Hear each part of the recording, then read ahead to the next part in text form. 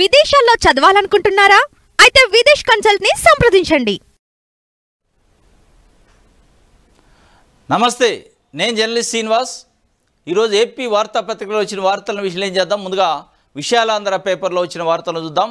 కలకత్తా అత్యాచారం ఘటన భయంకరం, ఎఫ్ఐఆర్ నమోదుపై జాప్యం దేనికి? పశ్చిమ బెంగాల్ ప్రభుత్వంపై సుప్రీం ఆగ్రహమట. రేపటిలోగా పూర్తి నివేదిక ఇవ్వాలనే ఆదేశం. వైద్యుల భద్రత కోసం టాస్క్ ఫోర్స్ కూడా వేశారట.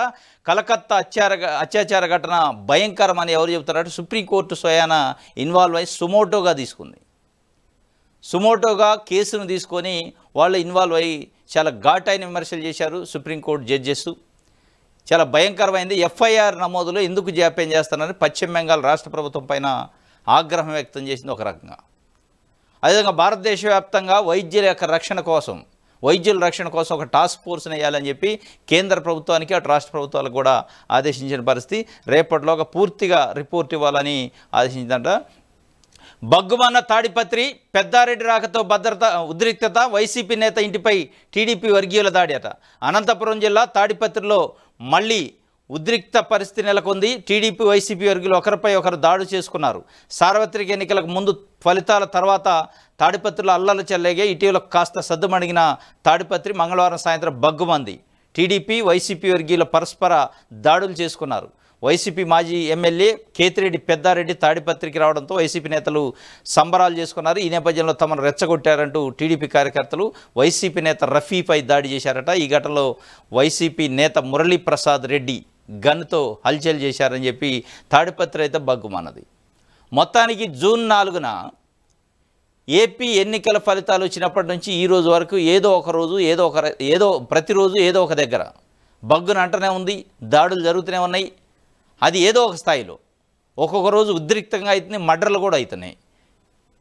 ఈ తాడిపత్రిలో నిన్న బగ్గుమన్నయట. ఆ బగ్గుమంటానికి ప్రభుత్వం యొక్క వైఫల్యం, పోలీసుల యొక్క వైఫల్యం ఉందా అనేది కూడా పెద్ద ఎత్తున చర్చ జరుగుతుంది.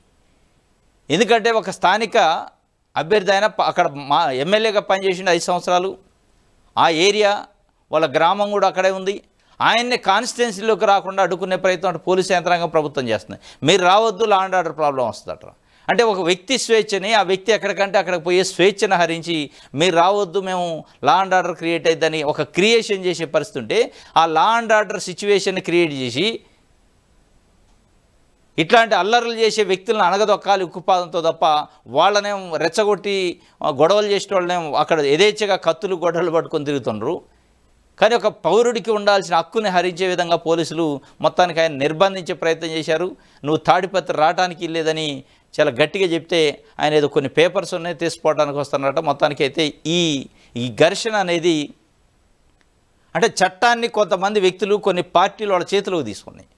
దానివల్ల ఈ ఘర్షణ వస్తుంది. ఈ బగ్గుమంటం కానీ ఉద్రిక్త కానీ ఈ పరిస్థితులని చట్టాన్ని కొంతమంది వ్యక్తుల చేతుల్లోకి కొన్ని పార్టీల చేతుల్లోకి తీసుకున్నప్పుడు ఈ పరిస్థితులు వస్తాయి. మనం పదే ముందు నుంచి చెప్తున్నాం. ఈ పరిస్థితి దేనికైనా దారి చేయొచ్చు. రేపు ఈ చట్టాన్ని చేతిలోకి తీసుకునే వ్యవహారాన్ని కట్ చేయకపోతే మన పార్టీ వాళ్ళేగా, మనమేగా అధికారంలో ఉంది, మన అధికారంలోకి తీసుకొచ్చింది ప్రజలు దీనికేగా. మన కక్షలు తీర్చుకోవడానికి, కార్పణ్యాలు తీర్చుకోవడానికి, ఎదుటి వ్యక్తులపైన ఎదుటి పార్టీలపైన దాడులు చేయడానికి అనే విధంగా ఒక రాంగ్ ఇండికేషన్స్ పైన నుంచి వస్తున్నాయా అనే ఒక అనుమానం వస్తుంది. ఇది మొత్తానికి రేపు సామాన్య ప్రజలకు కూడా ఎఫెక్ట్ అయింది. ఇది ఇవాళ ఒక 2 రాజకీయ పార్టీలు 2 నాయకుల మధ్య ఉండొచ్చు. భవిష్యత్తులో ఇది సామాన్య ప్రజలకి, న్యూట్రల్ పబ్లిక్ కూడా నష్టం జరిగే అవకాశం ఉంటుంది. ఒకసారి చట్టాన్ని చేతుల్లో తీసుకోవడం అలవాటు పడ్డ వ్యక్తులు ఆగరేగా. కాబట్టి దీన్ని నిర్వహించాల్సిన అవసరం, ఆ హక్కు, ఆ బాధ్యత ప్రభుత్వానికే ఉంది. కానీ ప్రభుత్వం సరైన వ్యవహారం చేయట్లేదు అనేది ఇప్పుడు జరుగుతున్నది.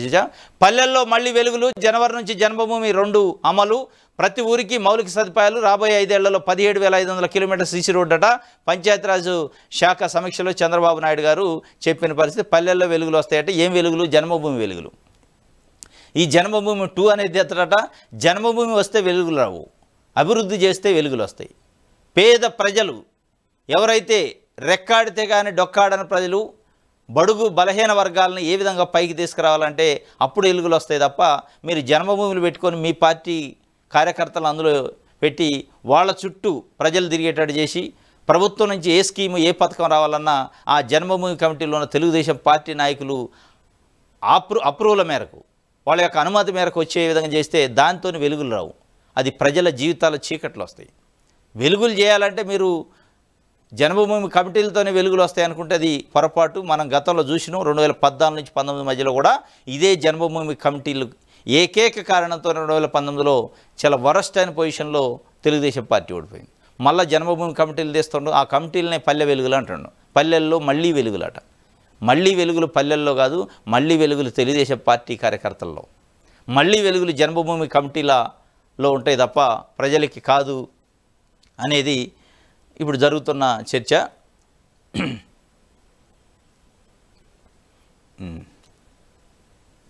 ఇది ఒక వార్త. దిశ పేపర్ చూద్దాం. రాష్ట్రంలో హెచ్సిఎల్ భారీ విస్తరణ, మరో 15,000 ఉద్యోగాల కల్పన దిశగా అడుగులట. మంత్రి లోకేష్తో భేటీ అయిన సంస్థ ప్రతినిధులు. రాష్ట్రంలో హెచ్సిఎల్ అట. ప్రముఖ సాఫ్ట్వేర్ సంస్థ హెచ్సిఎల్ ఆంధ్రప్రదేశ్లో తమ కార్యకలాపాల విస్తరణకు సిద్ధమైంది. గత టీడీపీ ప్రభుత్వంలో ఇక్కడ కార్యకలాపాలు ప్రారంభించిన హెచ్సిఎల్ 4,500 మందికి ఉద్యోగాలు కల్పించింది. రాష్ట్రంలో భారీ ఎత్తున విస్తరణ చేపట్టాలని నిర్ణయించినట్టు సంస్థ corporate vice president Shivashankar, associate vice president Shivaprasad Reddy వెల్లడించారు. హెచ్సిఎల్ ప్రతినిధులు మంగళవారం రాష్ట్ర విద్యా ఐటీ శాఖ మంత్రి నారా లోకేష్తో సమావేశమయ్యారట. 2000లో రాష్ట్రంలో హెచ్సిఎల్ భారీ విస్తరణ ఉంటుందట. మరొక 15,000 ఉద్యోగాలు. ఇప్పుడు 4,500 మంది ఆల్రెడీ పనిచేస్తున్నట్టు ఒక బ్రాంచ్ ఉంది. పెద్ద ఎత్తున విస్తరణ చేసి 15,000 ఉద్యోగాలు కల్పించాలని ఒక వార్తని. గ్రామాల్లో మళ్ళీ అభివృద్ధి వెలుగులు. వచ్చే జనవరి నుంచి జన్మభూమి 2 కార్యక్రమం. పంచాయతీరాజ్ శాఖను బలోపేతం చేస్తాం. గ్రామ అభివృద్ధిలో ప్రజలను భాగస్వాములు చేస్తాం. పంచాయతీలకు 15 ఆర్థిక సంఘ నిధులు 990 కోట్లు. జల్ జీవన్ మిషన్ పథకానికి రాష్ట్ర వాటా 500 కోట్లు విడుదల. పంచాయతీరాజ్ శాఖపై ముఖ్యమంత్రి చంద్రబాబు నాయుడు సమీక్ష. హాజరైన ఉప ముఖ్యమంత్రి పవన్ కళ్యాణ్. గ్రామాల్లో మళ్ళీ అభివృద్ధి వెలుగులు. ఏం అభివృద్ధి అంటే జన్మభూమి అభివృద్ధి.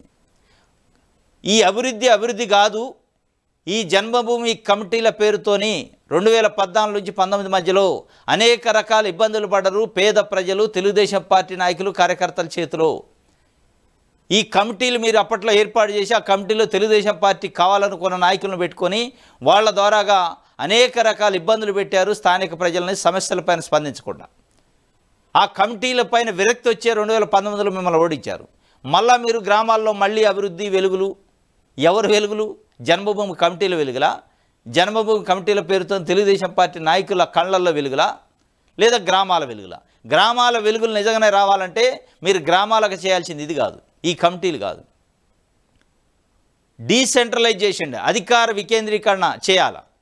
అధికార వికేంద్రీకరణ చేసి కేంద్రం నుంచి పంచాయతీలకు నేరుగా వచ్చే నిధులు వాళ్ళ పంచాయతీల అకౌంట్లలో వేయండి. రాష్ట్రం నుంచి పంచాయతీలకి వచ్చే నిధులను డైరెక్ట్గా ఇవ్వండి. ఎట్లాంటి ఫైరవులు, ఎట్లాంటి ఇది లేకుండా అనేక రకాల నిధులు ఉన్నాయి. ఆర్థిక సంఘం నిధులు, వెనకబడిన ప్రాంతాల అభివృద్ధి నిధులు, ఇట్లాంటి నిధులన్నీ డొంకతిరుడుగా పంచాయతీలకి వాడకుండా రకరకాల వేరే స్కీములకు వాడుతున్నారు. వాటిని సక్రమంగా కేంద్రం ఇచ్చే నిధులు సక్రమంగా పంచాయతీలకు ఇస్తే చాలు వెలుగులు వస్తాయి. ఈ జన్మభూమి కమిటీలతో రావు. జన్మభూమి కమిటీలతో వచ్చేది ఏంటంటే ప్రజల జీవితాల్లో చీకట్లు వస్తాయి. అది గతంలో చూసినాం. మీరు పైన నుంచి అంతా బాగానే ఉంది అనుకుంటారు, కానీ కింద లెవెల్లో పబ్లిక్ని వేధిస్తున్నారు. ఒక సామాన్య పౌరుడు పెన్షన్కి అర్హత ఉండి పెన్షన్ కోసం దరఖాస్తు చేసుకుంటే ఈ జన్మభూమి కమిటీలో ఉన్న తెలుగుదేశం పార్టీ నాయకుడు చుట్టూ ప్రదక్షిణ చేయాలి. తెలుగుదేశం పార్టీ పొలాలలో వాళ్ళ నాయకుల పొలాల్లో వాళ్ళ ఇళ్లలో ఊడిగం చేయాల్సి వచ్చిన పరిస్థితి గతంలో మనం చూసినాం. ఇప్పుడు మళ్ళీ అదే సిచ్యువేషన్ వస్తుంది. దాన్ని వెలుగు అనరు. జగన్మోహన్ రెడ్డి గారు గడిచిన 5 సంవత్సరాలలో ఏదైనా ఒక పెన్షన్ ఇచ్చినా, ఇల్లు ఇచ్చినా, మంచి ఇచ్చినా, చెడు ఇచ్చినా, ఏదైనా ప్లాట్ ఇచ్చినా, ఏది ఇచ్చినా ఈ కమిటీలు ఈ తతంగం వ్యవహారం లేకుండా, మధ్యలో బ్రోకరేజ్ లేకుండా, మధ్యలో ఇవన్నీ తతంగాలు లేకుండా డైరెక్ట్గా వాళ్ళ అకౌంట్లో డబ్బులు వేసిండు. అకౌంట్లో ఇచ్చే కార్యక్రమం, శాంక్షన్ చేసే కార్యక్రమం చేసిండు. ఇక అది చేయండి మీరు. అది చేస్తే మళ్ళీ కమిటీల చుట్టూ, కమిటీలో ఉన్న నాయకుల చుట్టూ తిరిగే బాధ ప్రజలకు తప్పిద్ది. ఒక రకంగా ఇది వేధింపులకు గురవుతారు రేపు ప్రజలు. ఇప్పుడు పెన్షన్ వచ్చే వాళ్ళని తొలగించే కార్యక్రమం వీళ్ళే చేస్తారు. రేపు పెన్షన్ కొత్తగా అప్లై చేసుకునే వాళ్ళని కూడా దాంట్లో అప్రూవల్ అనుమతి రావాలంటే, మంజూరు కావాలంటే మళ్ళీ వీళ్ళ ప్రాపకం కావాలి, వీళ్ళ అనుమతి కావాలి. ఇదంతా ఏంటంటే తెలుగుదేశం పార్టీ నాయకులు చుట్టూ తిరిగే కార్యక్రమం, చుట్టూ తిప్పే కార్యక్రమాన్ని పల్లెలలో మళ్ళీ అభివృద్ధి వెలుగులు అంటాడు. ఇది ఒక రైతులకు ఆదాయం తగ్గకూడదు, 80% రైతుపై విత్తనాలు అందించండి, ప్రత్యామ్నాయ పంటల సాగుపై సూచనలు ఇవ్వండి, రైతులకు అవసరమైన విత్తనాలకు రాయితీ ఇవ్వాలి. వ్యవసాయ శాఖ మంత్రి కింజారపు అచ్చెన్నాయుడు రైతులకు ఆదాయం తగ్గకూడదట, 80% రాయితీపై విత్తనాలు అందించండి అని చెప్పి కింజారపు అచ్చెన్నాయుడు వ్యవసాయ శాఖ మంత్రి ఒక వార్తని ఆయన చేసిన రివ్యూకి సంబంధించి ఒక వార్తని ఇచ్చారు. ఇది దిశకు సంబంధించి సాక్షి పేపర్ చూద్దాం. చందాదారులు ఎవరు, మార్గదర్శిలో వారి వివరాలు తెలుసుకోండి, పత్రికల్లో విస్తృత ప్రచారం కల్పించండి. రిజిస్ట్రీకి తెలంగాణ హైకోర్టు ఆదేశం జారీ చేసింది. మార్గదర్శి చిట్ ఫండ్ పైన, మార్గదర్శి ఫైనాన్స్ చిట్ ఫండ్ పైన హైకోర్టు చాలా తీవ్రంగా వ్యాఖ్యలు చేసింది. అసలు ఈ మార్గదర్శిలో ఉన్న చందాదారులు ఎవరు, కస్టమర్స్ ఎవరు, వాళ్ళ వివరాలే లేవట. వాళ్ళ వివరాలను మీరు అడగండి, తీసుకోండి, దానికి సంబంధించి అవసరమైతే పత్రికలలో పెద్ద ఎత్తున విస్తృతమైన ప్రచారం కల్పించండి అని చెప్పి హైకోర్టు కీలకమైన వ్యాఖ్యలు చేసింది. దాంట్లో ఇలా తెలంగాణ రాష్ట్ర ప్రభుత్వానికి, ఏపీ ప్రభుత్వానికి ఇద్దరికి కూడా నోటీసులు ఇచ్చింది హైకోర్టు. అసలు ఈ మార్గదర్శి చిట్ ఫండ్స్ ఈ 2 రాష్ట్రాల్లో ఉన్నాయి బ్రాంచ్లు కాబట్టి వీళ్ళ కింద ఎంతమంది సబ్స్క్రిప్షన్ ఉంది, ఎంతమంది చందాదారులు ఉన్నారో ఆ వివరాలు మీ ప్రభుత్వం దగ్గర ఏమున్నాయో సమర్పించండి. అసలు ఈ మార్గదర్శి పైన వచ్చిన బ్లాక్ మనీ దందా పైన మీ వర్షన్ ఏంది, మీ కౌంటర్ ఏందో ఇవ్వండి అన్నారు. ఇటు తెలంగాణకు సంబంధించి ప్రభుత్వం తరఫున పాల్గొన్న న్యాయవాది కానీ, అటు ఏపీ ప్రభుత్వం తరఫున కోర్టు ముందు ప్రజెంట్ అయిన న్యాయవాది కానీ ఇద్దరు మౌన దీక్ష చేశారట. ఏంటి మౌన దీక్ష? మొత్తం మీద ఈ మార్గదర్శిని కాపాడే ప్రయత్నం ఇటు 2 ప్రభుత్వాలు చేస్తున్నాయి, కూడబలుక్కొని చేస్తున్నాయట. అంటే 2600 కోట్ల రూపాయలు బ్లాక్ మనీ దాచిపెట్టిన మార్గదర్శి పైన చర్యలు తీసుకోవడానికి మీరు వెనకం చేస్తున్నారు, మౌనం పాటిస్తున్నారు, మౌనవ్రతం పాటిస్తున్నారు. అంటే దాని అర్థమైంది ఈ 2600 కోట్ల రూపాయల బ్లాక్ మనీ ఈ నాయకులకు సంబంధించిందా? అటు తెలంగాణలో కానీ ఏపీలో ఉన్న తెలుగుదేశం పార్టీ సింపథైజర్స్, తెలుగుదేశం పార్టీకి సంబంధించిన నాయకులకు సంబంధించిన బ్లాక్ మనీ దాచిపెట్టిండా రామోజీరావు గారు. అందుకే మీరు దాని గురించి బయట పెట్టడానికి భయపడుతున్నారా, సాహసం చేయట్లేదా అనేది ఇలా పెద్ద ఎత్తున చర్చ జరుగుతుంది. హైకోర్టు స్పష్టంగా చెప్పింది. అసలు ఆ చందాదారులు ఎవరు, 2600 కోట్లు ఎక్కడి నుంచి వచ్చినాయి అంటే ఫైనాన్స్ మార్గదర్శి ఏం చెప్తుందంటే మాకు సబ్స్క్రిప్షన్ ఉంది, చందాదారులు ఖాతాదారులు ఉన్నారు, వాళ్ళు డిపాజిట్ రూపంలో డిపాజిట్ చేశారు మా దగ్గర అంటున్నారు. మరి ఆ డిపాజిట్ చేసిన చందాదారుల లిస్ట్ ఏదంటే లేదు, అది ఇయ్యరు. ఎందుకంటే లేదు, అసలు ఆ చందాదారు లేదు, మన్ను లేదు, అదంతా బోగస్. ఇది కేవలం తెలుగుదేశం పార్టీకి సంబంధించిన నాయకుల బ్లాక్ మనీని దాయటానికి ఒక ఏజెన్సీ అన్నట్టు పెట్టుకున్నారు. దానికి క్విడ్ ప్రో కాంట్రో, నీకిది నాకది. ఇప్పుడు రామోజీరావు గారికి ప్రభుత్వం ఉన్నప్పుడు చంద్రబాబు నాయుడు గారు సహకరిస్తే ఆయన ఈ విధంగా సహకరిస్తారు. మీ బ్లాక్ మనీ మొత్తం తెచ్చి నా డెస్క్లో పెట్టండి, నేను దాచిపెడతా, దానికి నా దగ్గర ఉన్న తతంగం, నా దగ్గర చాలా సూత్రాలు ఉన్నాయి, ఆ సూత్రాన్ని ఉపయోగించి చందాదారులు అనే పేరు పెడతా అని చెప్పి ఇవాళ చెప్పిండు. మొత్తం హైకోర్టు సూటిగా ప్రశ్నించి అసలు ఆ చందాదారుల లిస్ట్ ఇవ్వండి అని ఇచ్చే పరిస్థితి లేదు. వివరాలు కోరుతూ అఫిడవిట్ వేయాలని మాజీ ఎంపీ ఉండవల్లికి సూచనలో ఆ మేరకు ఆర్బీఐకి మార్గదర్శికి ఆదేశాలు జారీ చేస్తామన్న ధర్మాసనం 2 వారాల్లో కౌంటర్లు దాఖలు చేయాలని ఏపీ, తెలంగాణ ప్రభుత్వాలకు నిర్దేశం. విచారణ సెప్టెంబర్ 11కు వాయిదా వేసిన జస్టిస్ సుజయ్ పాల్ ధర్మాసనం మార్గదర్శి అక్రమాలను ఆర్బీఐ తేల్చేసిందన్న అరుణ్ కుమార్, దాని ఆధారంగా చర్యలు చేపట్టవచ్చని కోర్టుకు నివేదన. మౌన మార్గం, ఇది క్విడ్ ప్రోకో కుట్ర, చంద్రబాబు కుట్రలు కుంభకోణాలకు ఈనాడు అండ, మార్గదర్శి అక్రమ డిపాజిట్ల దందాకు బాబు రక్షణ. ఇది నీకది నాకిది. చంద్రబాబు నాయుడు గారు చేసిన కుట్రలు కుంభకోణాలకే ఈనాడు అన్నది. ఏ కుట్ర కుంభకోణాన్ని బయటకు రాకుండా ఒక గోబెల్స్ ప్రచారం చేస్తారు. మొత్తం మంచినే ఉంది. చంద్రబాబు నాయుడు గారు అంత అద్భుతమైన మనిషి లేదు, ఇక ఆయన అంత నీతి నిజాయితీ ఉన్న మనిషి లేదు, మచ్చలేని మనిషి అన్నట్టు ఒక క్రియేషన్ ఇటు ఆంధ్రజ్యోతి ఈనాడు చేస్తాయి. ఇక అవన్నీ చేసినందుకు మార్గదర్శి చేసిన అక్రమాలకి కొమ్ము కాసే కార్యక్రమం చంద్రబాబు నాయుడు గారు చేసిండు గతంలో ప్రభుత్వం ఉన్నప్పుడు, ఇవాళ చేసే కార్యక్రమం. అందుకే మౌనవ్రతం పాటించారట. ఆయనతో పాటు ఇక్కడ ఉన్న తెలంగాణ ప్రభుత్వాన్ని కూడా ఇక అట్లా మౌనవ్రతంలో ఉండేటట్టు చేసిండు. దీని వెనక ఏం లేదు, సింగిల్ కారణం ఆయన ప్రభుత్వం, ఆయన పార్టీ చేసే కార్యక్రమంలో, కవరేజ్ కార్యక్రమంలో ఒక పాజిటివ్ వైబ్రేషన్ ప్రజల్లోకి తీసిపోయే కార్యక్రమం ఎప్పుడు కూడా చంద్రబాబు నాయుడు గారి గురించి ఈనాడు చేస్తుంది. ఇక దానికి పర్యవసానంగానే దానికి ప్రతిఫలంగానే ఈ మార్గదర్శిలో జరిగిన అక్రమాల గురించి లిస్ట్ ఏమన్నా అయ్యారు, కౌంటర్ ఏమన్నా అయ్యారు, ఇన్వెస్టిగేషన్ ముందుకు పోనేరు. ఈ అన్నీ కాక అసలు ఈ కేసునే ఎత్తేసే కార్యక్రమం చేసినా ఆశ్చర్యం లేదు. ఇది మొత్తానికైతే ఉండవెల్లి అరుణ్ కుమార్ గారు పిటిషన్ వేసిన, ఆయన ఇన్ప్లీడ్ అయ్యిండు. ఆ పిటిషన్కి సంబంధించి హైకోర్టే డైరెక్ట్గా అఫిడవిట్ వేయండి, మీరు ఒక పిటిషనర్గా అఫిడవిట్ వేయండి మా ముందు, మేము ఆదేశిస్తాం అటు తెలంగాణ ప్రభుత్వాన్ని, ఆర్బీఐని, ఇటు ఏపీ ప్రభుత్వాన్ని. అసలు మార్గదర్శిలో చందాదారుల లిస్ట్ ఏంది, చందాదారులు ఎంతమంది ఉండరు అని అడగండి మా ముందు అఫిడవిట్ అయితే. మీ అఫిడవిట్ని బేస్ చేసుకొని మేము వాళ్ళకి నోటీసులు ఇస్తాం, ఎట్లా ఇయ్యారో చూద్దాం. అంటే బేసికల్గా అసలు చందాదారులే లేనప్పుడు డిపాజిట్లు అనే ప్రశ్న రాదు. చందాదారులే లేనప్పుడు 2600 కోట్ల రూపాయల డిపాజిట్ అనే ప్రశ్న రాదు. కాబట్టి ఆ చందాదారులు లేరు కాబట్టి ఈ దొంగ లెక్కలని బయటపడతాయని చందాదారు లిస్టు ఇటు ఈ రెండు ప్రభుత్వాలు ఇచ్చే ప్రయత్నం చేయట్లేదు. కాబట్టి హైకోర్టు సూటిగా మీరు ఇది ఇక నోటితో అడగటం కాదు, రిటర్న్ డాక్యుమెంట్ అఫిడవిట్ చేయండి, వాళ్ళ కథ ఏందో మనం తేల్తామని చెప్పింది. లేరు, సింగిల్ సమాధానం లేదు, ఇటు కానీ అటు కానీ. నల్ల ఖజానా, టీడీపీ పెద్దల నల్లధనమే మార్గదర్శి అక్రమ డిపాజిట్లట.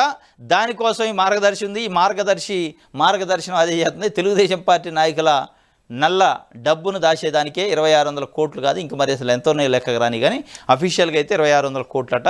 ఇది మొత్తానికి చందాదారులు ఎవరో చెప్తే మొత్తం బయటపడింది. అప్పుడు మరో రేపు హత్య జరగనిదే మేలుకోమా, కలకత్తా వైద్యురాలి అత్యాచారంపై సుప్రీంకోర్టు ఆత్మహత్యగా చిత్రీకరించారంటూ ప్రిన్సిపల్పై ఆగ్రహం అట.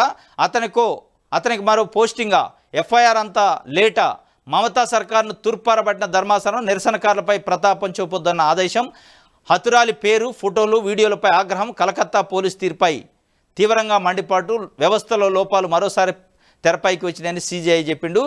మరో రేపుగానే హత్య జరగందే మనం మేల్కోమా. అసలు ఎఫ్ఐఆర్ నమోదు కాలేదు. ఎంత దౌర్భాగ్యమైన పరిస్థితి అంటే, డైరెక్ట్గా హత్య చేసి నేనే అత్యాచారం చేసినా ఏం చేసుకుంటారో చేసుకోండి అని వాడు బయటకు వచ్చి చెప్పిండు. ఎవడైతే ఇది చేసిండో చెప్తే కూడా ఎఫ్ఐఆర్ కాని పరిస్థితి. కాకపోగా అక్కడ ఉన్న ప్రిన్సిపల్ ఇది అత్యాచారం కాదు, హత్య కాదు, ఆత్మహత్య చేసుకుందని చెప్పిండట. ఇక అంతకంటే దౌర్భాగ్యం ఉందా? అసలు వాడు మనిషా పశువా, వాడికి పిల్లలు ఉన్నారా, వాడు మనిషికే పుట్టిండా అనేది ఒక ప్రిన్సిపల్ వల్ల ఇంత పెద్ద ఎత్తున దేశం అట్టుడుకుతుంది. ఇవాళ దేశంలో ఉన్న మొత్తం మెడికల్ స్టాఫ్ ఇవాళ రోడ్ల మీదకి వచ్చారు. మాకు రక్షణ ఏది మహాప్రభు అని అడుగుతుంటే నువ్వు అది హత్య కాదు ఆత్మహత్య అంటవా? ఇది ఇవాళ జరుగుతుంది. దానిపైన ఎఫ్ఐఆర్ నమోదు చేయాలి పశ్చిమ బెంగాల్ ప్రభుత్వం. మరి ఆ ప్రభుత్వం పనితీరు ఏంది, ప్రభుత్వం వైఖరి ఏంది, ప్రభుత్వం వ్యవహారం ఏంది అనేది దీన్ని బట్టి అర్థమైంది. అందుకే సుప్రీంకోర్టు సూటిగా అడిగింది, మరో హత్య కానీ అత్యాచారం కానీ రేపు జరిగితేనే మీరు స్పందిస్తారా, అప్పటిదాకా నిద్ర లేవరా అని అడిగింది. ఇది ఒక వార్త. ఎంపాక్స్పై భయం ఏడండి, భారత్లో ఒక్క కేసు నమోదు కాలేదు, ఆఫ్రికాలో ప్రారంభం, గల్ఫ్ యూరప్ దేశాలకు విస్తరణట. చికెన్ పాక్స్ తరహాలోనే ఎంపాక్స్, శరీరంపై పొక్కులు, అంతర్జాతీయ ప్రయాణికులు అప్రమత్తంగా ఉండాలి. Public health foundation of India వ్యవస్థాపకులు డాక్టర్ శ్రీనాథ్ రెడ్డి చెప్పిండు. చికెన్ పాక్స్ అంటే ఇప్పుడు అమ్మవారు ఆటలమ్మని మనకి పిల్లలకి పోస్తూ ఉంటుంది, చిన్న పొక్కులు పోతుంది, అట్లాంటిది అట ఎంపాక్స్. దాని గురించి భయపడాల్సిన అవసరం లేదు. ఇది అంటువ్యాధి కాదు, గాలితోనే ఇట్లా రాదు. ఏదైతే ఈ ఎంపాక్స్ వైరస్ వచ్చిన వాళ్ళతో ఎక్కువగా కలిసి తిరిగితే అప్పుడు వస్తుందట తప్ప ఈ గాలి ద్వారా నీళ్ళ ద్వారా వచ్చే అంత ఇది కాదు వైరస్. కాబట్టి దాంతో అంత పెద్ద భయపడాల్సిన అవసరం లేదు, భయం విడండి అని చెప్పి ఒక వార్తని ఇచ్చింది. వానల్లోనూ కోతలు, రాష్ట్ర వ్యాప్తంగా అనధికారిక విద్యుత్ కోతలు, అదేమంటే మరమ్మతులు అంటే బొకాయింపు, మార్చేందుకు విడతల వారిగా కరెంటు కట్టు, వ్యవసాయ సీజన్లో అన్నదాతల అగచాట్లు, ఇచ్చేది 7 గంటలు, అది 2-3 దఫల్లో, గ్రామాల్లో రాత్రి పగలు ఉక్కపోతలతో అల్లాడుతున్న జనం, వీటీపీఎస్లో అడుగంటిన బొగ్గు నిల్వలు, మొరాయించిన రోటరు. గత ఏడాది ఇదే సమయంతో పోలిస్తే డిమాండ్ తగ్గినా అది కూడా సమకూర్చలేకపోతున్న కూటమి ప్రభుత్వం. వానలు వస్తున్నాయి ఒకవైపు, అయినా కోతలు ఉన్నాయట, కరెంటు కోతలు. మరి ఈరోజే ఆగస్టు జూలైలోనే కరెంటు కోతలు ఈ పరిస్థితి ఉంటే రేపు డిసెంబరు మార్చి మధ్యలో పీక్ అవర్స్ ఉంటాయి, పీక్ కన్జ్యూమ్ ఉంటుంది. మరి ఆ టైంలో ఏ స్థాయిలో కోతలు ఉంటాయి అనేది మనకు అర్థం, ఇక మనం అంచనా వేసుకోవచ్చు. ఇవాళ 7 గంటలు ఇస్తానట ఆ 7 గంటలు కూడా 2-3 దఫలు, ఒకసారి ఒక 2 గంటలు, ఇంకోసారి 2 గంటలు, ఇంకోసారి 2 గంటలు, ఈ పద్ధతిలో ఇస్తున్నారు. రైతులు తీవ్రంగా ఇబ్బంది పడే పరిస్థితుంది. ఇక వాళ్ళ భవిష్యత్తు ఈ ఊహించుకుంటేనే అగమ్యగోచరం ఉంది కరెంటు విషయంలో. ఇది కూటమి ప్రభుత్వం నిర్వాహకం అన్నట్టు సాక్షి పేపరు ఒక వార్త రాసింది. మాక్ పోలింగ్ సుప్రీంకోర్టు తీర్పుకు విరుద్ధం, దానివల్ల ఎలాంటి ప్రయోజనం ఉండదు. సుప్రీంకోర్టు తీర్పునకు ఈసీ వక్రభాష్యం చెబుతుంది. ఈవీఎంలు వీవీప్యాట్ల పరిశీలన చేయాల్సిందే హైకోర్టుకు తెలిపిన బాలినేని తరపు సీనియర్ న్యాయవాది శ్రీరామ్. సుప్రీంకోర్టు తీర్పును తప్పుగా అర్థం చేసుకున్నారన్న ఈసీఐ బాలినేని పిటిషన్పై తదుపరి విచారణ నేటికి వాయిదా అయిందట. మాక్ పోలింగు సుప్రీంకోర్టు తీర్పుకు విరుద్ధం అట. మాక్ పోలింగ్ అని ఒక పదం ఎత్తుకుంది ఎలక్షన్ కమిషను, అక్కడున్న కలెక్టరు. మాక్ పోలింగ్ ఏంది? పోలింగ్ అయిపోయాక మాక్ పోలింగ్ ఎక్కడ ఉంటుంది? పోలింగ్ అయిపోయి రిజల్ట్ వచ్చిన తర్వాత ఇక మళ్ళీ దానికి సంబంధించి అసలు అందులో ఉన్న నిక్షిప్తమైన ఓట్లను పరిశీలించాలి. ఆ ఓట్లు వేసిన ఓట్లకి వీవీప్యాట్ స్లిప్పులకి కంపారిజన్ చేయండి అని ఆయన అభ్యర్థి బాలినేని శ్రీనివాసరెడ్డి ఒకవైపు మొత్తుకుంటుంటే సుప్రీంకోర్టు కూడా ఆదేశికనే జడ్జిమెంట్ ఇస్తే దాన్ని కూడా ఒకరి భాషని చెప్పారు. లేదు మాకు కంపేర్ చేయమని లేదు, జస్ట్ మాక్ పోలింగ్ చేసి చూపించమంది అన్నాడు. మాక్ పోలింగ్లో ఏం తెలుస్తుంది? దానిపైన మళ్ళీ నిన్న హైకోర్టుకు పోయిండు బాలినేని శ్రీనివాసరెడ్డి. ఈ రోజుకు వాయిదా పడ్డది. మాక్ పోలింగ్ పైన అది చట్ట విరుద్ధం, అంటే సుప్రీంకోర్టు తీర్పుకి విరుద్ధం అని చెప్పి ఆయన తరఫున న్యాయవాది చెప్పిండు. సుప్రీంకోర్టును తీర్పునే తప్పుగా అర్థం చేసుకున్నారని ఈసీఐ చెప్తుంది. ఎలక్షన్ కమిషన్ ఆఫ్ ఇండియా అంటే బాలినేని శ్రీనివాసరెడ్డి తీర్పును తప్పుగా అర్థం చేసుకున్నాడు. మరి తప్ప ఒప్ప అని చెప్పాల్సింది ఇలా సుప్రీంకోర్టు చెప్పాలా, హైకోర్టు చెప్పాలా?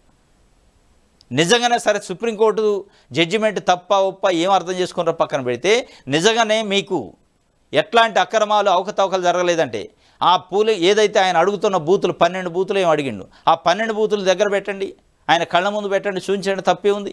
మీరు నీతి నిజాయితీగా ఉంటే ఎట్లాంటి కుంభకోణం అక్రమాలు జరగలేదని మీకు ధైర్యం దమ్ము ఉంటే నైతికంగానైనా కనీసం దాన్ని తీసుకొచ్చి పెట్టాలి కదా. ఈ కోర్టులో ఏ పదం ఏముందనేది పక్కన పెడితే కొద్దిసేపు నైతికంగా అయినా ఒక అభ్యర్థి అడుగుతుండే అభ్యర్థి చూపించే బాధ్యత లేదా మీకు?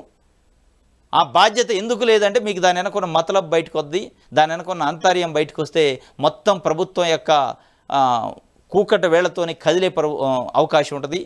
మొన్న ఫలితాల మీద కూడా అనుమానాలు వస్తాయి. అసలు మొన్న ఎలక్షన్ జరిగిన దానిపైన అనుమానాలు వస్తాయి. దేశవ్యాప్తంగా చర్చ అయిద్దని ఒక భయమా? దేనికి ఆయన మొత్తం బూతులు కూడా ఓన్లీ 12 బూతులు అడిగిండు. ఆ 12 బూతులకు సంబంధించిన నెంబర్లు ఇచ్చిండు. ఆ నెంబర్లో ఉన్న బూతులు తీసుకొచ్చి పక్కన పెట్టి ఇగో ఈ బూతులో ఇంత పర్సెంటేజ్ అయింది, దీంట్లో మీకు ఇన్ని వచ్చినాయి, వాళ్ళకి ఇన్ని వచ్చినాయి, మాకు పోలింగ్ అదే ఆ స్లిప్లు ఉంటాయి కదా, చూపించండి, తప్పే ఉంది. ఇది మొత్తానికి ఏంటంటే డొంకతిరుడు వ్యవహారం. సుప్రీంకోర్టును హైకోర్టును కూడా తప్పుదోవ పట్టించే కార్యక్రమానికి నాంది పలికారు. దానికి కారణం దాని వెనక ఏదో జరిగింది, వీవీప్యాడ్ల వెనక మ్యానిపులేషన్ ఏదో జరిగింది, హ్యాకింగ్ ఏదో జరిగింది. ఆ కథ అంతా బయటకు వస్తుందని ఇగో ఈ అడ్డమైన కథలన్నీ వెళ్తున్నారు, రకరకాల కథలు చెప్తున్నారు. లేదు సుప్రీంకోర్టు మాక్ పోలింగ్ అని చెప్పింది, మీకు అర్థం కావట్లేదు జడ్జిమెంట్ అర్థమైందా కాలేదు పక్కన పెట్టు, చూపించండి. మీకు నైతికంగా మీకు నైతిక విలువలు ఉంటే ఒక అభ్యర్థిగా థర్డ్ పార్టీ కాదుగా అడిగేది, అభ్యర్థి అడుగుతుండు ఒక 12 పోలింగ్ బూతులకు సంబంధించి చూపించండి, బయట పెట్టండి. మీకు దమ్ము ధైర్యం గట్స్ ఉంటే, దాంట్లో అవినీతి జరగలేదంటే, అవినీతి కుంభకోణం అక్రమాలు జరిగినాయి కాబట్టి మీరు ఇవాళ చూపించట్లేదు అనేది వైఎస్ఆర్సీపీ అభియోగం మోపుతుంది. దానిపైన పెద్ద ఎత్తున ఆంధ్రప్రదేశ్లో చర్చ జరుగుతుంది. నిజమే కాదు, ఏదో జరిగి ఉంటుంది. ఆ జరగబట్టే ఇవాళ ఈ పరిస్థితి ఉంది.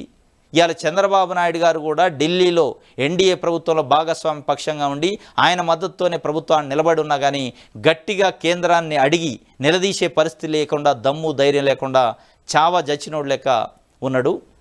నిధులు కానీ ఆయనకు ఇక్కడ రావాల్సిన అనేక అంశాలపైన గట్టిగా నిలదీసే పరిస్థితి లేదు. అంటే ఇక దాని వెనక ఇదే కారణం అనేది చర్చ జరుగుతుంది. ఈ ఈవీఎంల కారణమే. ఈ ఈవీఎంల కుంభకోణం భాగోతం బయటపడింది. కేంద్రంతో గట్టిగా వాదిస్తే పెట్టుకుంటే వాళ్ళు కన్నెర చేస్తే మనం కుప్పగూలిపోతాం అనే ఒక భయమా ఏదో, కానీ అది ఉందా అనేది ఒక పబ్లిక్లో అయితే ఒక చర్చ జరుగుతుందట. ఇది ఇవాళ జరుగుతుంది. తాడిపత్రిలో విధ్వంసం, విచక్షణారహితంగా దాడులు, రెచ్చిపోయిన జేసీ వర్గీయులు. 3 నెలల అనంతరం మాజీ ఎమ్మెల్యే కేతిరెడ్డి పెద్దారెడ్డి తాడిపత్రి రాక ఆయన అడ్డుకునేందుకు ఇంటిని చుట్టుముట్టేందుకు జేసీ బ్యాచ్ యత్నం. అప్పటికే ఆయన వెళ్ళిపోవడంతో ఆ కస్తి వైఎస్ఆర్సీపీ కార్యకర్తలపై రాళ్లదాడి, తీవ్ర గాయాలతో బాధితుడు అపస్మారక స్థితిలోకి. ఆ తర్వాత మరో నేత కందిగోపుల ఇంటిపై దాడి, అక్కడ వాహనాలు, ఇంట్లోని ఫర్నిచరు ధ్వంసం చేశారు. ఒక్కసారిగా పట్టణంలో ఉద్రిక్తత ఉలిక్కిపడ్డదట తాడిపత్రిలో విధ్వంసం జరిగింది. పదే ఎల్లో మీడియా గడిచిన 5 సంవత్సరాల్లో ఇప్పుడు కూడా రాస్తుంది, గడిచిన 5 సంవత్సరాల్లో విధ్వంసం జరిగింది, దాన్ని పునర్నిర్మాణం చేయాలని. ఇగో దీన్ని అంటారు విధ్వంసం. ఇక చూడు, ఎక్కడికక్కడ నిప్పు పెట్టి తగలబెట్టారు. దాడులు చేశారు. మనుషులపైన దాడులు, వెహికల్స్ పైన దాడులు, ఆస్తులపైన దాడులు. ఇగో దీన్ని విధ్వంసం అంటారు. తగలబెట్టడం, దాడి చేయటం, పగలగొట్టడం, దీన్ని విధ్వంసం అంటారు. ఇది ఇవాళ ఎల్లో మీడియాలో ఎక్కడ వార్త ఉండదు. ఒకళ్ళు ఉంటే గింటే ఎక్కడో లోపల పేజీలో ఉంటుంది. అది ఏముంటుంది, వైఎస్ఆర్సీపీ కార్యకర్తలు రెచ్చగొట్టారు అంటే తెలుగుదేశం పార్టీకి సంబంధించిన నాయకులు చాలా మడిగట్టుకొని కూర్చున్నారు. కానీ పాపం వీళ్ళు పోయి వాళ్ళని ఆ మడిగట్టుకొని కూర్చున్న నీతి నిజాయితీ పరులైన నాయకులను రెచ్చగొట్టబట్టి గొడవలు అయ్యాయి అని చెప్తారు. ఇది అలా దీన్ని విధ్వంసం అంటారు. విధ్వంసం అంటే ఇది. ఈ విధ్వంసాన్ని ఇట్లే కొనసాగిస్తే రేపు ఏపీకి వచ్చే కంపెనీలు రావు, పెట్టుబడులు రావు. మీరు అనే పదే పదే పెట్టుబడులు కంపెనీలని. ఈ లా అండ్ ఆర్డర్ సిచ్యువేషను వ్యక్తుల చేతుల్లో పోయింది. ప్రజల చేతుల్లోకి లా అండ్ ఆర్డర్ తీసుకుంటారంటే రేపు వచ్చే కంపెనీల పైన కూడా దాడులు చేస్తారు పర్సంటేజ్ లేకపోతే. ఏముందో వాళ్ళని అడిగేటోడు.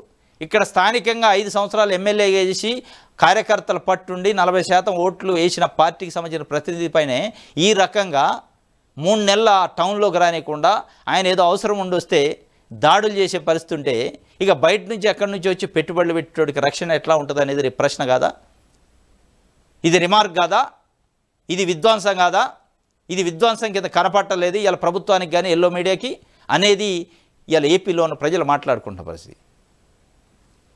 ఇది మొత్తానికైతే విధ్వంసం జరిగిందట. అడగకుండానే హామీలు ఇచ్చారు, అడుక్కునేలా చేస్తున్నారు. అడగకుండానే హామీ ఇచ్చి అడుక్కునేలా చేస్తున్నారు అంటే ఎవరినంటే గ్రామ వాలంటీర్లని. వాళ్ళ పరిస్థితి అయితే అగమ్య గోచరం. పాపం వాళ్ళని ఏ విధంగా మోసం చేసిండు చంద్రబాబు నాయుడు గారు అంటే తడి గుడ్డతోని గొంతు కోసిండు అనేది అలా వాళ్ళు మాట్లాడుకుంటున్నారు. నిలువున కళ్ళ ముందే మోసం చేసిండు. ఎలక్షన్ కార్యక్రమాలు, ఎలక్షన్ ప్రచారంలో ఎక్కడ పడితే అక్కడ మీటింగ్లో మాట్లాడండు. లేదు వాలంటీర్ వ్యవస్థ అద్భుతం, మీకు 5,000 ఇస్తాడు జగన్మోహన్ రెడ్డి, కానీ నేను 10,000 ఇస్తా. 10,000 ఇవ్వటంతో పాటు ఇంకొక 20-30 వేలు మీరు సంపాదించుకునే స్కిల్ని మీకు ఏర్పాటు చేస్తా. ఈ కథలన్నీ ఎడిపోయినాయి, ఈ మాటలన్నీ ఎడిపోయినాయి. వాళ్ళు ఏమైనా అడిగారా 10,000 ఇవని? అడగకుండానే హామీ ఇచ్చి ఇలా దేహీ అని అడుక్కునే పరిస్థితి తీసుకొచ్చిండు అని చెప్పి వాళ్ళు పాపం రోడ్డు ఎక్కి మాట్లాడుతున్న పరిస్థితి. రాష్ట్ర స్థాయి సదస్సులో ప్రభుత్వ తీరుపై ఏపీ వాలంటీర్ల యూనియన్ మండిపాటు. ఎన్నికల ముందు చంద్రబాబు వాలంటీర్లకు 10,000 జీతం ఇస్తా అన్నారు. అధికారంలోకి వచ్చాక జూన్ నుంచి జీతాలే ఇవ్వడం లేదు, వేతన బకాయిలు చెల్లించి ఉద్యోగ భద్రత కల్పించాలని డిమాండు. జూన్ నుంచి జీతాలు కాదురా నాయన, అసలు మీరు ఉన్నారా లేదా అనే ప్రశ్న ఇవాళ వాలంటీర్ వ్యవస్థ ఉందా లేదా అనేది ఒక ప్రధానమైన ప్రశ్న. జీతాలు దేవుడు ఎరుగు. మీరు అడుక్కునే పరిస్థితి తీసుకొచ్చిండు. అడుక్కోవడానికి కూడా హక్కిస్తాడా రేపు? మొత్తాన్ని ఎత్తేత్తడాన్ని తెలవని పరిస్థితి. అడగకుండానే హామీ ఇచ్చిండు. అడగకుండా ఇవాళ హామీ ఇచ్చిండు. ఓట్ల కోసం ఇచ్చిండు, మీకోసం ఇలా. మీకు ఇవాళ జ్ఞానోదయం అయి ఉండాలి. ఆయన అడగకుండా ఇచ్చిండంటే దాని అర్థం మీ మీద ప్రేమ ఉండు, మిమ్మల్ని ఏదో పైకి తేవాలని కాదు. అది ఓట్లు రాలాలి కాబట్టి అడగకపోయినా ఇస్తాడు. అనేకం ఇచ్చిండు అడగకుండానే. బీసీలకి 50 సంవత్సరాలు నిండిన ప్రతి బీసీకి పెన్షన్ ఇస్తా ఫ్రీగా, 4,000 రూపాయల పెన్షన్ ఇస్తా, 50 ఏళ్ళు నిండితే చాలండు. వాళ్ళు అడగలే పాపం. వాళ్ళని గొంతు కోసిండు తడిగొడ్డతోని. ఇలా మీరు అడగలే, మిమ్మల్ని తడిగొడ్డతోని. అంటే అడగకుండా నేను నిజంగా ఆయన ఇస్తానంటే దాని వెనక పెద్ద స్కామ్ ఉన్నట్టే. దాని వెనక ఓట్ల స్కామ్ తప్ప ఏం లేదు. ఎడిపోయారు బీసీలు 50 సంవత్సరాల నిండోళ్ళు, వాళ్ళ పెన్షన్ కథ అయింది. ఎడిపోయారు 10,000 ఇచ్చి వాలంటీర్లు పెట్టుకుంటాను, వాళ్ళ కథ అయింది. జన్మభూమి కమిటీలు వస్తున్నాయి అంటేనే ఇలా పల్లెలలో మళ్ళీ వెలుగులు అన్నాడు కదా, జన్మభూమి 2 అట. అది వస్తున్నాయి అంటేనే దాని అర్థం మిమ్మల్ని కూకట వేళ్లతోని పీకేసినట్టు అర్థం. మీరు లేరని ఇక దాని అర్థమే మీరు లేరని. ఇక మీరున్నాక జన్మభూమి కమిటీలు ఎందుకు? కాబట్టి అవి వస్తున్నాయి అంటే మిమ్మల్ని పీకేసినట్టే, దాంట్లో డౌటే లేదు. జనవరి నుంచి జన్మభూమి 2 ముందుకు వచ్చే వారితో కలిసి గ్రామాల అభివృద్ధి కార్యక్రమాల్లో 5 ఏళ్లలో 17,500 కిలోమీటర్ల మేర సీసీ రోడ్డు, 10,000 కిలోమీటర్ల డ్రైనేజ్ కాలువలు నిర్మిస్తాం. పంచాయతీరాజ్కి ఇవ్వాల్సిన 990 కోట్లు వెంటనే విడుదల చేస్తామని చెప్పి చెప్తున్న పరిస్థితి. జన్మభూమి 2 వస్తుందట జనవరి నుంచి.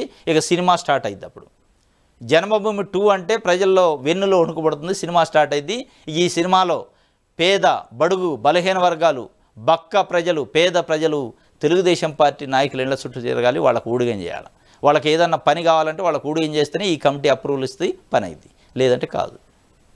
ఇక వాళ్ళు గడిచిన 5 సంవత్సరాల్లో ఇంట్లో కూర్చొని కడుపులో చల్లగదలకుండా వాళ్ళకి ప్రభుత్వం నుంచి రావాల్సిన అనేక స్కీముల్ని వాళ్ళ ఇంటికి తెప్పించుకున్నారు. ఇవాళ ఎక్కడికి పోద్ది?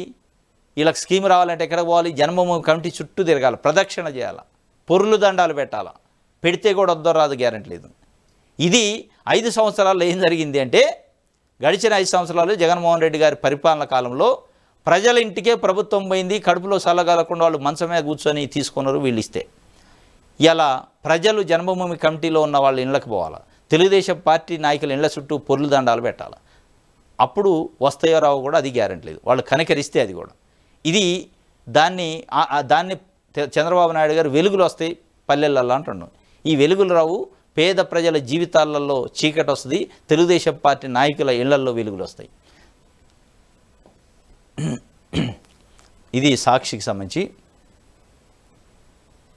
మౌన మార్గం, ఇది కిడ్ ప్రోకో కుట్ర, చంద్రబాబు కుట్రలు కుంభకోణాలకు ఈనాడు అండ, మార్గదర్శి అక్రమ డిపాజిట్ల దాదాపు బాబు రక్షణ, అక్రమ డిపాజిట్లపై కుట్రపూరిత మౌనం. అందుకే అటు తెలంగాణ ప్రభుత్వాన్ని అదే వ్యూహాత్మక మౌనం అట. కోర్టులు క్రియాశీలం, ప్రభుత్వాలు ఉదాసీనం.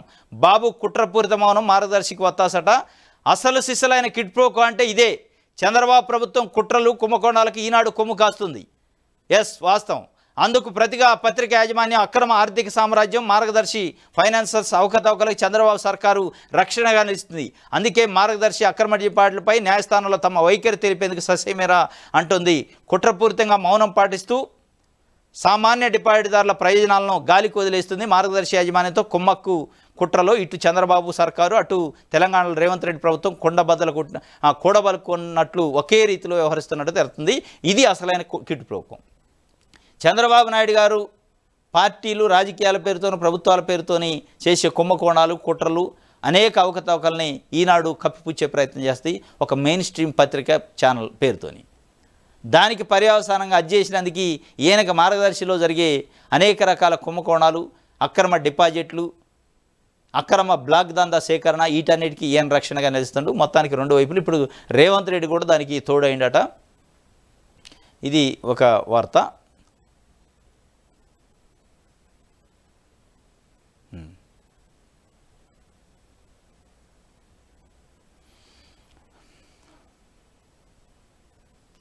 ఓకే, ఇది సాక్షికి సంబంధించి.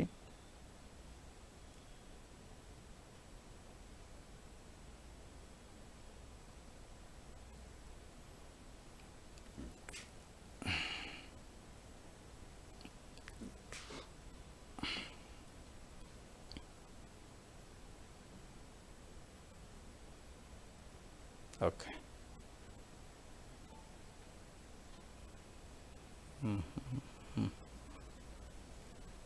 నెక్స్ట్ ఆంధ్రప్రభ చూద్దాం.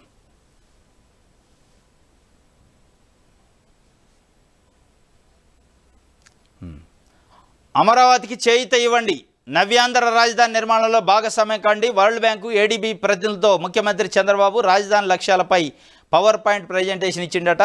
ఇది అమరావతికి చేయూతనివ్వండి, అమరావతి కోసం 15,000 కోట్ల రూపాయలు. ప్రపంచ ప్రజా రాజధానిగా అమరావతి, ప్రపంచ ప్రజా రాజధాని అట. ముందు ఏపీ ప్రజా రాజధాని, ప్రపంచం ఎందుకు? ప్రపంచ ప్రజా రాజధానిగా అమరావతి నిర్మాణానికి ఆర్థిక సహకారాన్ని అందించాలని ముఖ్యమంత్రి నారా చంద్రబాబు నాయుడు ప్రపంచ బ్యాంకు, ఏషియన్ డెవలప్మెంట్ బ్యాంక్ ప్రతినిధి బృందాన్ని కోరారు. మంగళవారం సచివాలయంలో ముఖ్యమంత్రి 2 బ్యాంకుల ప్రతినిధులతో భేటీ అయి భవిష్యత్తు అమరావతి లక్ష్యాలను వివరించారు. కేంద్ర ప్రభుత్వం గ్యారంటీతో అమరావతికి 15,000 కోట్ల ఆర్థిక సహకారాన్ని అందించే అంశంపై ఇటీవల ప్రపంచ బ్యాంకు ప్రతినిధి బృందం 2 రోజుల పాటు రాష్ట్రంలో పర్యటించింది. ఈ కథ అంతా ఏంటంటే, కేంద్ర ప్రభుత్వం బడ్జెట్లో పెట్టింది ఏమని, దీనికి సంబరాలు చేసుకున్నారు, సంకలు గుద్దుకున్నారు. వామ్మో 15,000 కోట్ల రూపాయల మూట కట్టుకొని పట్టుకొచ్చింది చంద్రబాబు నాయుడు గారు అని చెప్పారు. ఇదే ఎల్లో మీడియా, తెలుగుదేశం పార్టీ నాయకులు. ఇక వాళ్ళు వచ్చారు, ఎవరంటే అప్పిచ్చేవాళ్ళు వచ్చారు. కేంద్ర ప్రభుత్వం ఏదైతే చెప్పిందో, కేంద్ర ప్రభుత్వం గ్యారంటీతో అప్పిస్తానని హామీ ఇచ్చింది కదా, ఆ అప్పిచ్చే బ్యాంకర్లు వచ్చారు. ప్రపంచ bank, ADB, Asian development bank, వాళ్ళు వచ్చి మొత్తం తిరిగారట. ఈ కథ ఏంది, ఇది ఏంది, అమరావతి లేదు, మనం లేదు ఇక్కడ. మరి అసలు దీన్ని ఎట్లా రీపే చేస్తారు మీరు? ఈ 15,000 కోట్లు మేము ఇస్తాం గ్యారంటీతో, కానీ దాన్ని మళ్ళీ మీరు రీపేమెంట్ మెథడ్ ఏందో చెప్పండి అంటే దానికి సమాధానం లేదు. ఆయన ఏం చెప్తుండు, దాదాపు నేను కొన్ని లక్షల కోట్ల రూపాయల పెట్టుబడులు తెస్తా, ఇక్కడ మౌలిక వసతులు కల్పించి ఆ పెట్టుబడులు వచ్చి ఇక్కడ పెట్టుబడి పెట్టి మళ్ళీ రీపేమెంట్ చేయడానికి ఇన్కమ్ జనరేషన్ అవుతుందని చెప్తే ఆ కట్టుకథలు ఎక్కడ నమ్మినట్లేదు. మేమే ఫీల్డ్లోకి ప్రత్యక్షంగా వెళ్తాం, అసలు ఇక్కడ ఆ ఫీజిబిలిటీ, ఆ పాసిబిలిటీ ఉందా లేదా చూసిన తర్వాత మీకు లోన్ ఇస్తాం, లేదంటే లేదనే పరిస్థితికి ఇలా ప్రపంచ బ్యాంకు వచ్చింది. దీన్ని ఏం చేశారు, సంబరాలు చేశారు, వచ్చినాయి అయిపోయాయని. ఇది ఏమైనా గ్రాంటా రావటానికి? అప్పు అంటే ఇక ఎట్లా ఉంటుంది, అప్పు ఇచ్చేటోడు ఉట్టినేతరా, మళ్ళీ వడ్డీ ఎంత ఎట్లా వసూలు అయింది అవన్నీ చూసుకోకుండా ఉట్టినే ఈ కేంద్ర ప్రభుత్వం చెప్పింది కాబట్టి ఇస్తారా? ఇక అప్పు ఇచ్చేటోడు ఆ అప్పును మళ్ళీ తిరిగి ఇచ్చే శక్తి ఉందా, అసలు అప్పు ఇచ్చే ఎలిజిబిలిటీ ఉందా వీళ్ళకని ఇక చెక్ చేసుకోవడానికి వచ్చిండు. అక్కడ ఎలిజిబిలిటీ లేదు అని నమ్మలేదు అనుకోవాళ్ళు. ఈ అమరావతి అంతా ఉత్త కథ, ఇక్కడ ఏం లేదు, ఈ ఏనేదో ప్రపంచ రాజధాని అంటే ప్రపంచం కాదు, లోకల్ రాజధాని కూడా లేదు అనేది వాళ్ళు అనుకున్నారు అనుకో, మొత్తానికి జెండా ఎత్తిన ఆశ్చర్యలేదు. అందుకే చేయితనివ్వండి అంటున్నాను. గ్రామాలకు మౌలిక వెలుగులు, పంచాయతీల ప్రక్షాళన సురువట, గ్రామ స్వరాజ్యం దిశగా అడుగులు, పల్లెలకు సకల సదుపాయాలట, చెత్త నుంచే సంపద సృష్టి కేంద్రాలు వస్తాయట, చెత్త నుంచి సంపద సృష్టిస్తారట. ఇది చెప్తున్న పరిస్థితి. జన్మభూమి జనవరి నుంచి వస్తాట.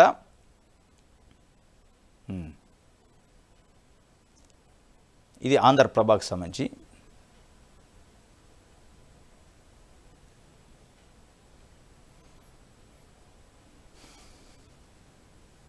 ఆంధ్రజ్యోతి చూద్దాం.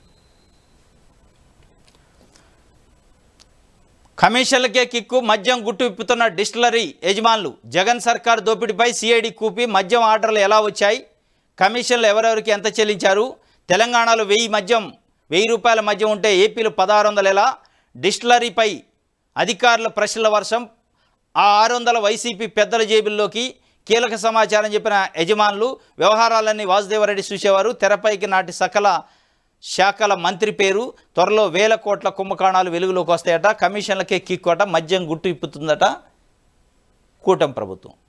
మద్యం గుట్టు ఇప్పి దాంట్లో ఏదో ఈకెలు పీకెలు చేయాలని అయితే చూస్తుంది. ఆ గుట్టు ఏం లేదు, తెలంగాణలో 1000 రూపాయలు ఉన్న మద్యం ఆంధ్రప్రదేశ్లో 1600 అట. జగన్మోహన్ రెడ్డి కొత్తగా ప్రభుత్వంలోకి వచ్చినప్పుడే మద్యాన్ని మేము దఫలవారుగా నిషేధించే దాంట్లో ఒక ఎత్తుగడ, ధరలు పెంచితే మద్యం యూసేజ్ తగ్గిద్ది అని చెప్పి మద్యం ధరలు పెంచాడు. దాన్ని ఈ 600 ఎటుపోయినాయి అంటే మీరేం చెప్తున్నారు, మద్యాన్ని ఎక్కువగా తాగించాలి ప్రజలతోని, సరసమైన ధరలకే నాణ్యమైన మద్యం మీరిస్తానంటే మేము మద్యం ధరను పెంచి ప్రజల్ని మద్యానికి దూరం చేసే కార్యక్రమాన్ని చేస్తాం, దాంట్లో మద్యపానం నిషేధం అనేది దఫలవారుగా చేస్తామని వాళ్ళు చెప్పారు. ఆ దాంట్లో బాగానే 600 పెంచవచ్చు. దాంట్లో ఇక కోడిగుడ్డు మీద ఈకెలు బీకినట్టు ఏదో కుంభకోణం జరిగిందట, కమిషన్ల కిక్కుని మొత్తం బయటికి తీస్తారట. బయటికి తీసి ఏముంటుంది చేసేది? మీరు చేయాల్సింది ఏంది? ఇవాళ మీ మద్యం పాలసీ ఏంది? ప్రజల్ని మద్యానికి ఎట్లా దూరం చేస్తారు, మద్యానికి బానిసలు కాకుండా ఎట్లా చేస్తారు, లేదా మీరే మద్యం పైన ఆధారపడి ప్రభుత్వం నడుపుతారా? ఈ 2 విషయాలు క్లారిటీ ఇవ్వాలి. కానీ మీ వ్యవహార శైలి చూస్తే అట్లా అనిపించలే. ప్రజల రక్తాన్ని తాగి ప్రజలని మద్యం తాగించి అక్కడి నుంచి వచ్చే సొమ్ముతోనే ప్రభుత్వాన్ని నడపాలనే ఒక వ్యవహారం ఉన్నట్టే అనిపిస్తుంది. ఈ పదే మద్యం అట. 5 ఏళ్లలో 17,000 కిలోమీటర్ల గ్రామీణ రహదారులకు మహర్దశ అట. సీఎం 17,000 కిలోమీటర్ల 5 సంవత్సరాల్లో గ్రామాలలో రోడ్లు వేస్తారట. అంటే చంద్రబాబు నాయుడు గారు వచ్చిందంటేనే కంపెనీలు, పెట్టుబడులు, రోడ్లు, విమానాశ్రయాలు, వీటిలలో ఏది కూడా పేద ప్రజలకు డైరెక్ట్గా బెనిఫిట్ కాదు. విమానాశ్రయాలతో కాదు, నేషనల్ హైవేస్తో కాదు, పేద ప్రజలు డైరెక్ట్గా, ఇండైరెక్ట్గా అయితే అవ్వచ్చు, డైరెక్ట్ కాదు. సాఫ్ట్వేర్ కంపెనీలతో కాదు, కానీ పేద ప్రజలకు కాదు, కానీ పెద్దోళ్ళకి అయింది, పెత్తందారులకు, పెట్టుబడిదారులకు అయింది. ఈ రోడ్ల వల్ల, ఈ హైవేల వల్ల, ఈ ఎయిర్పోర్ట్స్ వల్ల, ఈ సాఫ్ట్వేర్ కంపెనీల వల్ల బడా బాబులు ఇంకొద్దిగా పెద్ద బడా అవుతారు, పెట్టుబడిదారులు ఇంకా పెద్ద పెట్టుబడిదారులు అవుతారు తప్ప పేద ప్రజల జీవితాల్లో మార్పు రాదు. కానీ ఆయన దాన్ని అనుకోండి 17,000 కిలోమీటర్లు మీకు రోడ్డు వేసి నిర్మిస్తా, పేద ప్రజలకి పట్టెడు అన్నం కోసం ఆలోచించకుండా ఈ 17,000 కోట్ల రూపాయలు ఇది వేయాలి, రోడ్లు వేయాల్సిందే. కానీ మొత్తం దీన్నే ఈ సెంట్రిక్నే ఆయన పరిపాలన జరుగుతుంది. సాఫ్ట్వేర్లు, ఎయిర్పోర్ట్లు, నేషనల్ హైవేసు, రోడ్లు, వీటి సెంట్రిక్నే మీ యొక్క పరిపాలన జరిగితే మీ పరిపాలన మరి పేద ప్రజల సెంట్రిక్గా ఎవరు చేయాలి? పేద ప్రజల బాధలు ఎవరు తీర్చాలా? పేద ప్రజల ఆకలి ఎవరు తీర్చాలా అంటే సమాధానం ఉండదు. 17,000 కోట్ల రూపాయలు, 17,000 కిలోమీటర్లు రహదారులకు మహర్దశ పట్టిందట. ప్రవీణ్ ప్రకాష్ రివర్స్ గేరట. మళ్ళీ సర్వీస్లోకి వచ్చేందుకు విశ్వ ప్రయత్నాలు చేస్తాడట. వీఆర్ఎస్ లేక వెనక్కి తీసుకుంటానని సంకేతాలు. ఒత్తిడిలో ఉండి పొరపాటున దరఖాస్తు చేశానని, ప్రభుత్వం వెంటనే దాన్ని ఆమోదించిందని ఆవేదన వ్యక్తం చేశారట. IAS Praveen Prakash reverse gear వేశారట. వీఆర్ఎస్కు దరఖాస్తు చేసి దాన్ని ప్రభుత్వం ఆమోదించింది కూడాట. నేను ఒత్తిడిలో ఏదో కంగారులో అది ఇచ్చాను తప్ప దాన్ని వెనక్కి తీసుకునే అవకాశం ఇవ్వండి అని సంకేతాలు పంపిండట. మరి దానిపైన ఏమిస్తారో చూడాలి, ప్రభుత్వం ఎట్లా స్పందిస్తుందో. ఇది ఒక వార్త. ఇది ఈరోజు ఏపీ వార్తాపత్రికలో వచ్చిన వార్తలకు సంబంధించిన విశ్లేషణ. రేపు తాజా వార్తలతో తిరిగి కలుసుకుందాం. Thank you.